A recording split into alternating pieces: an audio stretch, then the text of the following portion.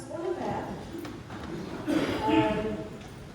het twee goed by mekaar bring, daar is krag en liefjes van mekaar.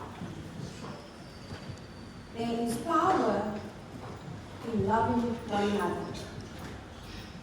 1 Petrus is vir ons 'n gids vir Christelike pelgrims.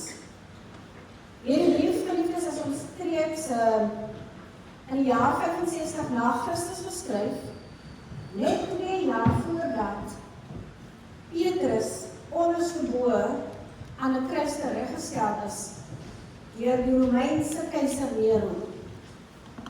En soos Petrus aan daardie gelowiges skryf, wat hy die diaspora noem, wat beteken wat versprei is, wat verplaas is, groet hy hulle as Godse pelgrims versprei oor wat vandag die moderne Turkye is. Miskien kon Petrus aan die horison die verre wolke van 'n storm van vervolging sien saampak vir hierdie gelowiges. En daarom skryf hy so aan hulle. En vir ons hier vandag, broers en susters, is dit glad nie anders nie. Jesus waarsku ons in die boek Matteus, dat soos die dag nader kom vir die oordeel van God, om oor hierdie wêreld losgelaat te word, die boosheid sal toeneem. So ons is nie seker wanneer daardie dag gaan kom nie, maar een waarvan ons wel seker is, broers en susters, is dat terwyl ons in hierdie wêreld leef, ons moeilike seisoene deurgaan, moeilike dae deurmaak, moeilike lewens verduur.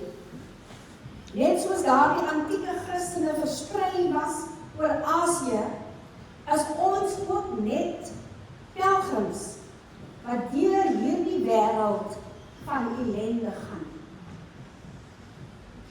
En so skryf Petrus dan en hy vertel vir ons dat ons is pelgrims van God in vers 1 en 2. Ons sê dat hierdie brief is geskryf aan Christene in ten minste 5 gebiede, maar 5 verskillende gebiede soos hulle versprei was.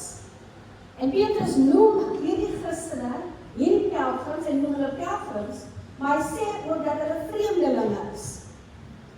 Hy spreek hierdie gelowiges op hierdie manier aan, nie omdat hulle nie in hulle eie geboorteland woon nie, maar omdat hulle, net soos ek en u, nog nie tuis is nie. In hoofstuk 2 spreek Petrus dan hierdie gelowiges weer aan deur te sê, geliefdes, ek smeek julle as vreemdelinge en as pelgrims om julle te onthou van vreeslike welles wat teen julle siel oorlog voer. Hy waarsku, hy berus vir ons om 'n lewe te lei wat in lyn is met 'n pelgrim van God. In die taal van die Bybel is ons vreemdelinge en pelgrims. Ons is nog nie tuis nie, broers en susters. Ons moet versigtig wees om nie aan hierdie wêreld waarin ons leef te dink as alles wat daar is nie. Ons leef of vir hierdie wêreld of vir die volgende wêreld. En so die vraag is, vir watter wêreld leef u? U moet weet dat hierdie wêreld eendag in vlamme sal ondergaan. Om hierdie wêreld bo God lief te hê, is om ontrou aan God te wees. Die pelgrims met wie Petrus praat, is nie sommer enige pelgrims op sommer enige reis nie. Hulle is 'n spesiale groep. Hulle is God se uitverkorenes. As u uitverkore is u 'n kind van God. U behoort aan hom. U is sy uitverkorenes. And there's 3 things that are true about God's elect, the chosen pilgrims. God the Father is at work in your life. And therefore you cannot be equal with the world. When we speak about being a pilgrim of God, we are not equal to this world. Because the difference is that God is at work in your life. No one else, not Satan, because God is at work in your life. He is the one who foresaw you and your need to have a Savior. He is the one who planned, who provided for us to be redeemed. And secondly, the Spirit of God is at work in our lives as the elect pilgrims of God. We can also call pilgrims, as ons praat van vreemdelinge, we can say we are foreigners. And today when we speak about foreigners, it doesn't have a positive connotation. Now you can put yourselves in the shoes of these pilgrims of the antique world. It wasn't pleasant for them. The Holy Spirit is at work in our lives, making us holy. As pilgrims of God, although we are going through difficult times, we are not equal to the world because the Spirit of God is at work in our lives, making us holy. There are two things you need to know about sanctification. One, you were sanctified when you were saved. And two, you are still being sanctified. Sometimes people misinterpret that part. When I become saved or when I give my heart to the Lord, people think that that is the only thing. That day I became sanctified. Meer geliefdes, we are being sanctified daily in our lives. In other words, at the moment you were saved, God set you apart for His glory. And then day by day, the Holy Spirit of God is at work in your life, shaping you, working with you into the believer God wants you to be. No matter how old or how young you are as a believer, the Spirit of God is at work in your life.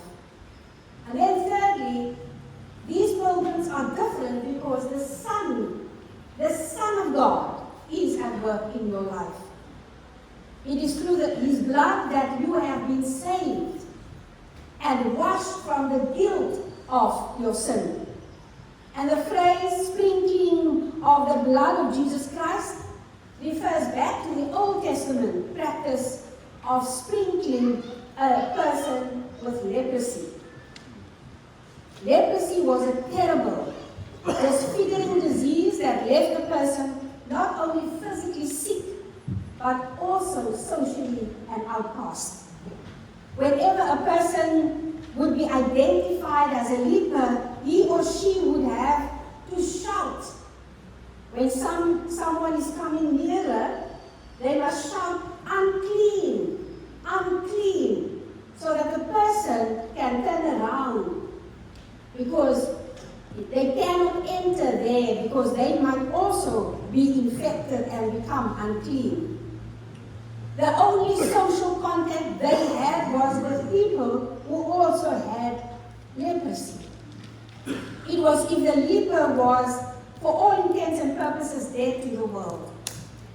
When a leper was cleansed from his disease, the priest then would sprinkle the blood of a sacrifice over him in order to symbolize his purification.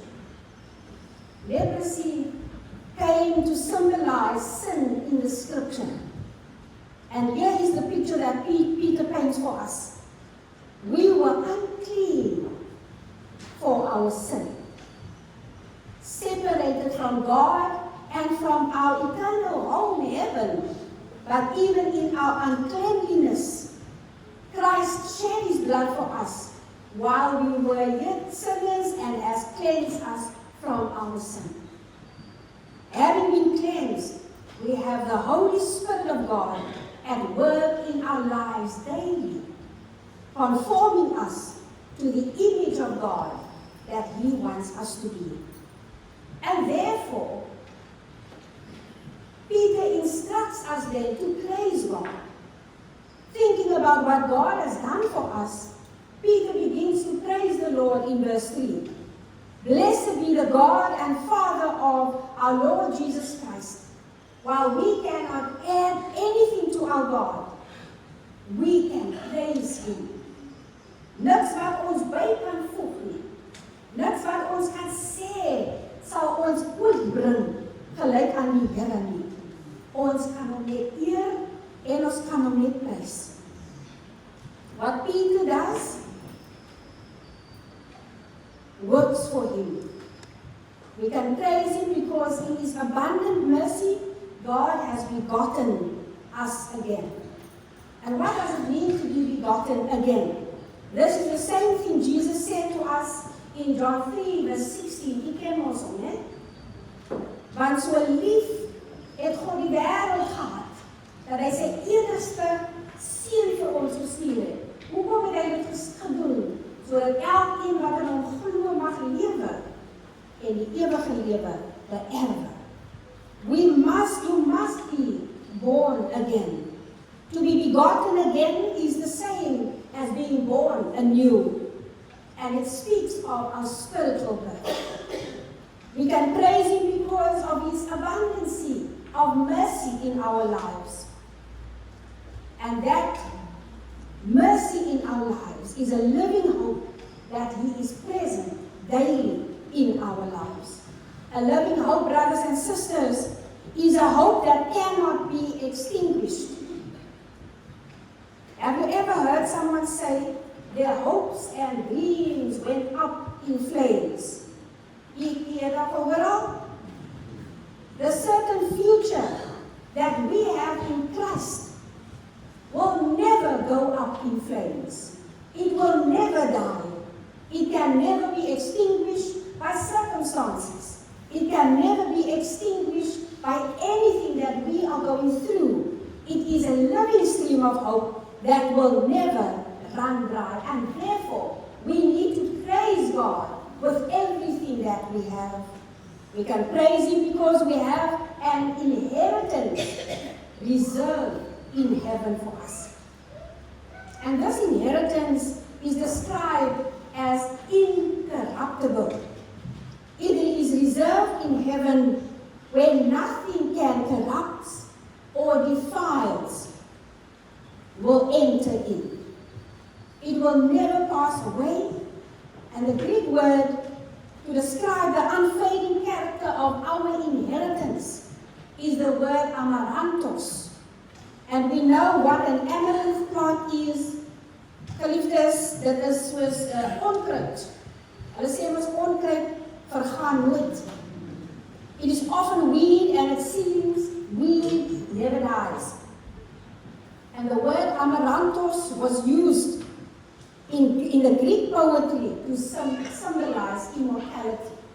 En dit wil vir ons sê that the inheritance that we receive from God, if we obey him, will never end. It will never stop. It will never run dry. But what is that inheritance? Some define it as the inheritance is God's favor for us. God's favor over us. And eternal life hereafter. Therefore, we are pilgrims. We are foreigners in this land because we are moving through this land on our way to our eternal home. This is not our home. Ons vertrou op die krag van God.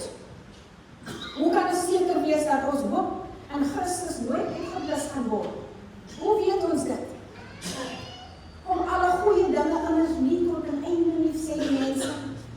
Kan ons seker wees dat die erfenis wat in die hemel vir ons bewaar is, dat dit regtig daar gaan wees wanneer ons daar aankom? Hoe kan ons seker wees dat ons uiteindelik daar sal aankom? Dit is omdat ons deur die krag van God bewaar word. Die woord is in die teenwoordige tyd, broers en susters, wat beteken dat God ons voortdurend vir ewig en vir ewig beskerm. Daar is nooit 'n oomblik wat ons nie onder God se beskerming staan nie. Daar is nooit 'n oomblik wat ons nie onder sy almag is nie. Vir Christene in Petrus se tyd was elke dag gevul met onsekerheid. Net soos ons in die Hebreë wêreld sien, waar daar oorloë gevoer word, waar daar hongersnood is, waar daar verwerping is, verstoot, waar mense uitgesluit word, lewe mense 'n lewe van onsekerheid. As ek nie 'n dak oor my kop het nie, watter kant toe gaan ek? Wat moet ek doen as ek nie kos het nie, as ek nie werk het nie, en u kan dit opnoem. Die uitdagings in die lewe vul ons met onsekerheid. Die uitroep van Rome oor die Christene was aan die leeu's, to the lions, to the lions. Hulle het nie geweet wanneer hulle soggens wakker word, of daai skree, of die skreeu uitgeskreeu sal word, to the lions. Gooi hulle vir die leeu's nie. They were uncertain. Hulle moes weet, dat wat ook al met hulle in hierdie wêreld gebeur het, hulle deur die krag van God bewaar word. Ons het dieselfde versekering nodig. Ons dae is gevul met onsekerheid, net soos in die antieke dae.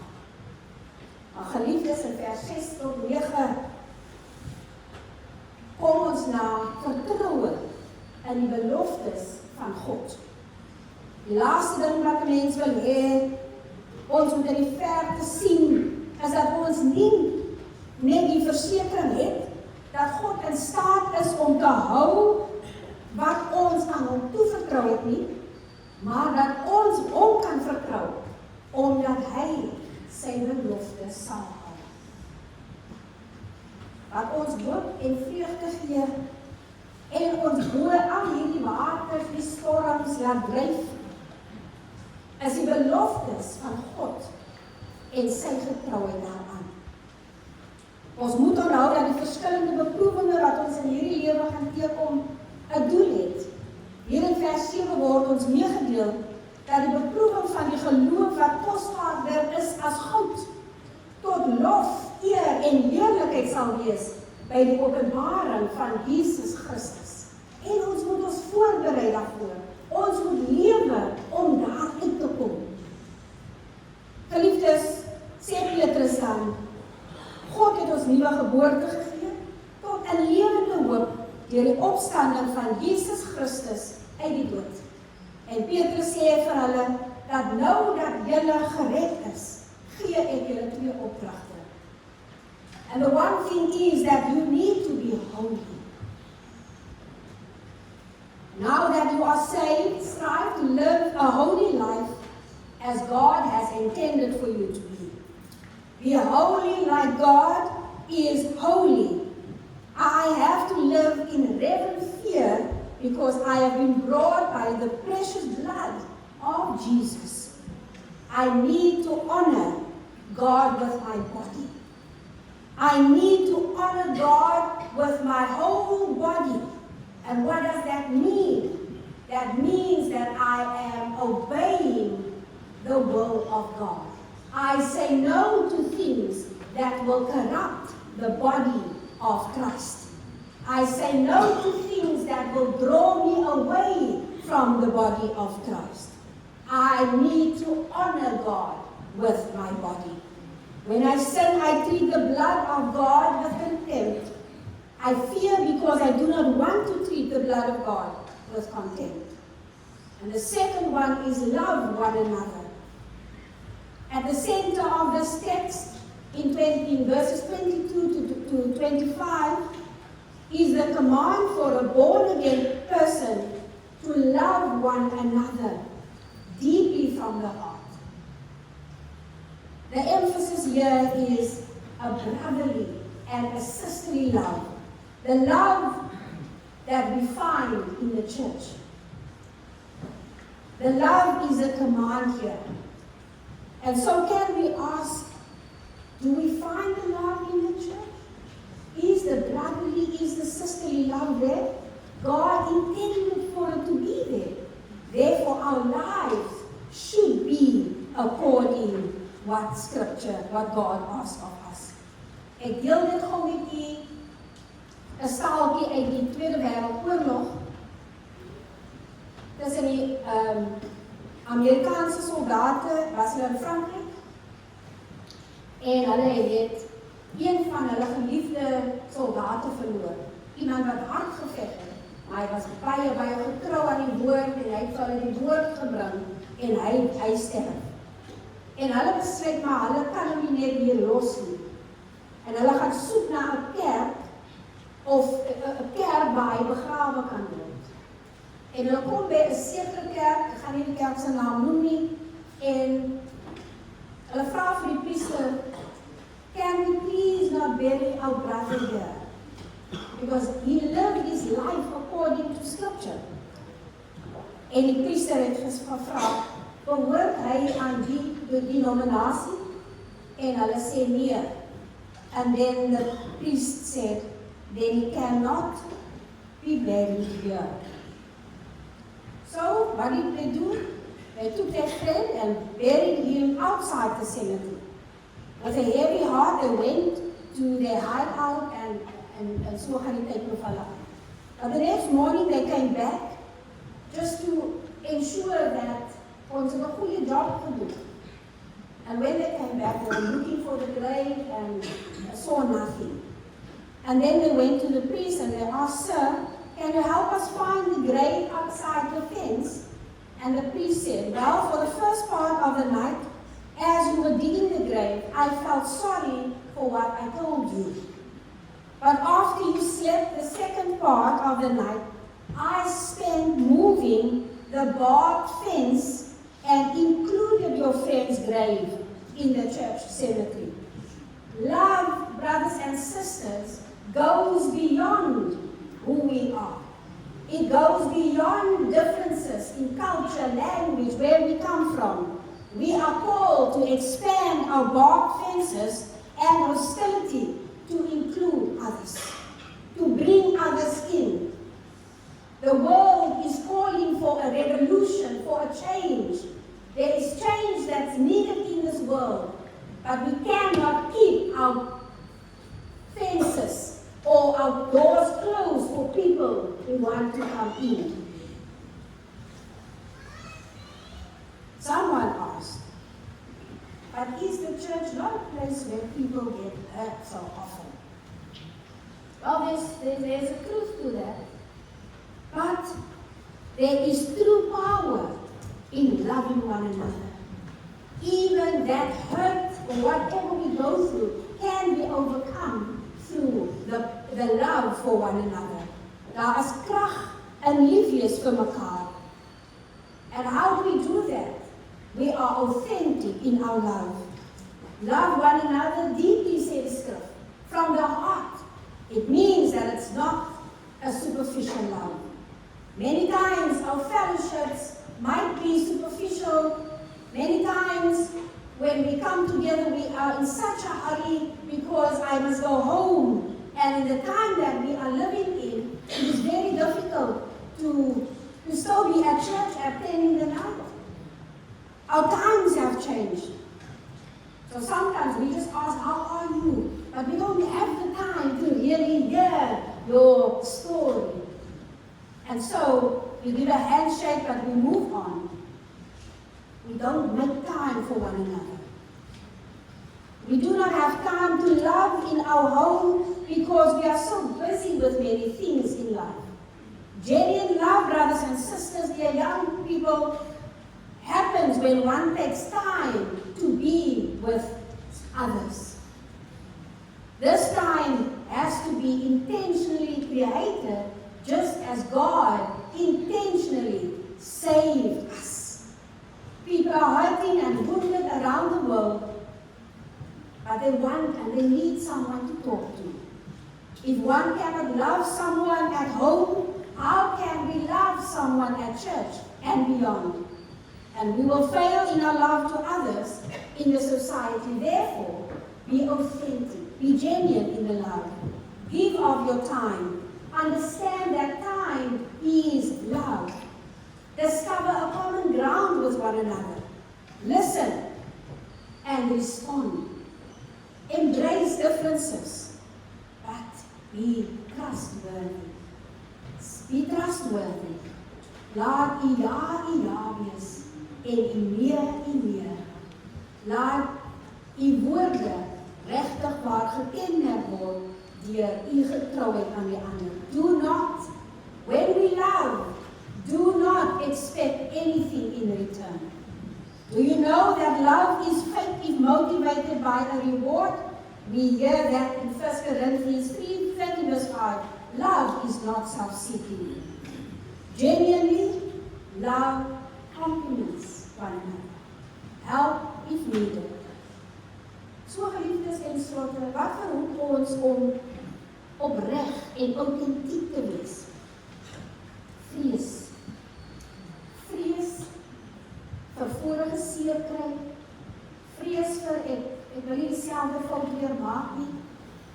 Ja, die liefde is 'n risiko, is riskant, maar ons word opgeroep om lief te hê. Ons almal is al voorheen seer gemaak, selfs verraai. Jy het iets vertroulik gedeel met iemand en iemand het dit gaan uitblaker. Iemand het dit op social media gesit. Iemand het jou uitgebid. Jy het iemand diep lief gehad en hulle het jou verwerp. Jy het mense in nood gehelp, maar niemand het jou kom help toe jy in die nood was nie. Ons het verskeie redes waarom ons mekaar nie moet lief hê nie. Maar kom ons wees anders. Kom ons wees autentiek. Let us be genuine with one another. Want God was doelbewus en autentiek toe hy ons liefgehad het. Amen.